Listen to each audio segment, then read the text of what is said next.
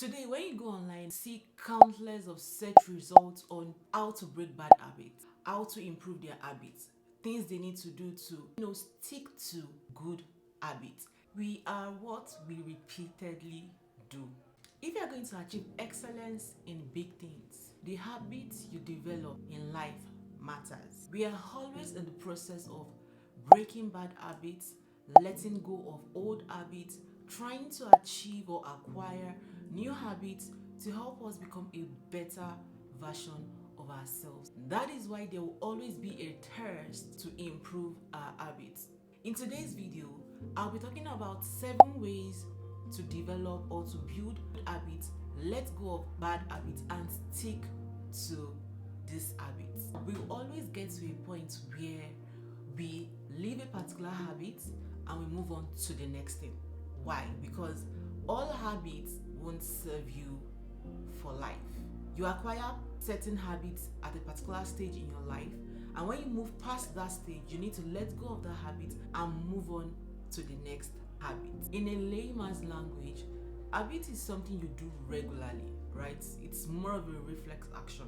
It is something that you don't need to be told before you do it. Take for example, there are people when they wake up in the morning, the first thing they do, even before they brush their teeth, is to have a glass of warm water. For you, it could be when you wake up in the morning is brushing your teeth or stretching your body or going for a 10-minute walk. That is an habit. How to build new habits. The first thing, and which is one of my favorite things, is stacking your habits. Take for example, you want to start listening to podcasts, and this is something that you really want to do, but you don't find it interesting, or let's say you really don't have that time to add it to your daily routine. You can stack it up by adding it to, let's say, when you're making breakfast, you can play like a 5 or a 10-minute podcast. That is an interesting thing about stacking habits, because now, like, it doesn't look as if you are doing something, but if you do this continuously or consistently, in the long run, you acquire that habit. Now it now becomes a thing whereby when I'm making breakfast, I have to have my podcast playing in the background. Another way you can acquire new habits is set up cues. Cues are things where you want to do something and you're making it obvious that, okay, this is what I want to do. Now take for example, you want to start exercising. Before you go to bed, take out your gym clothes, running shoes, and place them where you will see them immediately you wake up in the morning. Another example could be, let's say you are someone who wants to increase your water intake. You can get little bottles and fill them up with water. Emphasis on filling it up with water, because if the bottle is empty, like, you will see it as a chore. Make sure the bottles are filled with water and place them at strategic areas in your house. You could have a water bottle by your bedside, on your dressing mirror, your table, the kitchen. When you walk, you are seeing them. Like, you just have to grab the bottle. Now, another thing is going to be build a reward system. They wanted to read a chapter of a book every day. If they take out the boxes for the whole week, there is a reward that they get.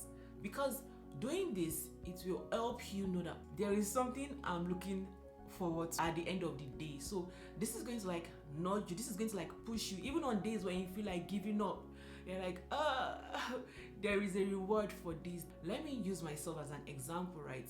I'm trying to complete a course, and for me to complete that course, to try as much as possible to study for 2 hours every night. Now, here is the catch.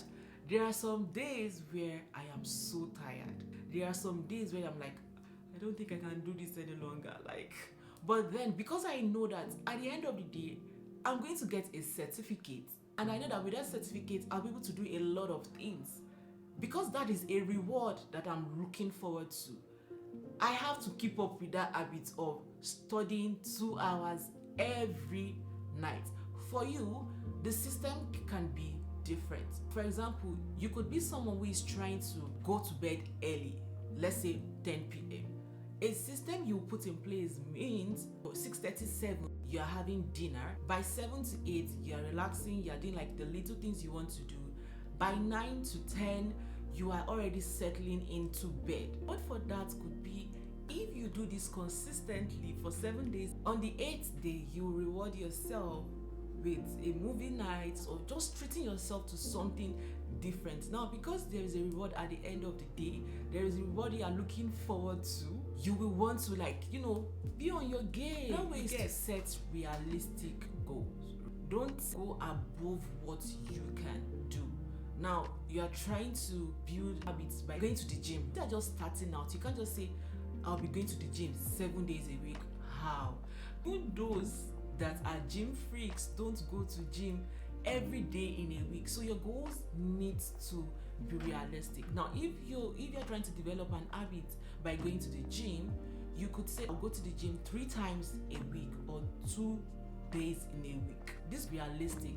It is more easier and less of a burden for you to acquire. Another thing I'll be talking about is take baby steps. Now, using myself as an example, when I started my blog, I was still new in the system, and I remember then I said I'll post every day in a week because I was trying to get that habit in me. That goal wasn't realistic, and number 2, I was putting too much pressure on myself. But now what I do is I try as much as possible to post out 1 blog post in a week. It could be on Wednesday, it could be on Monday, it could be on Tuesday. I just have to make a post once in a week. That is an habit. Now, because I'm taking baby steps, from these baby steps I can build up from that and go into posting 2, 3 times in a week. Don't pressure yourself too much. Don't beat yourself up even when you fail, because trust me, those days will come. There are days when I really don't have the energy to post in a week and I feel so bad. But when these things happen, let it go and move past them. The last I want to talk about is have a tracker. Now, I'll show you the tracker I use. I just input the habit I'm trying to develop and I tick it. When I do it on Monday, I tick it. Tuesday, I tick it. And I will tell you for a fact that this has helped me. I'll leave the link to the habit tracker in the description box below. It is a 1-page PDF template so that you can read and print as many copies as you want. The link to it will be in the description box below. Like I said, where we want to be in life is more of a goal. It's so many subdivisions or whatever you want to call it, and habit is one of them. Habits you develop today are what will take you or propel you to achieve those bigger goals. I hope you enjoyed today's video. I know it is so short, but please, if you enjoyed it, please leave a comment down below. And if you want me to create more videos like this, please also drop a comment below. And if you've not subscribed and you've watched to this point, please hit the subscribe button, like and share this video. My name is msitunuoluwa and I'm a YouTuber based in Nigeria. I love you guys so much. See you in my next video. Bye.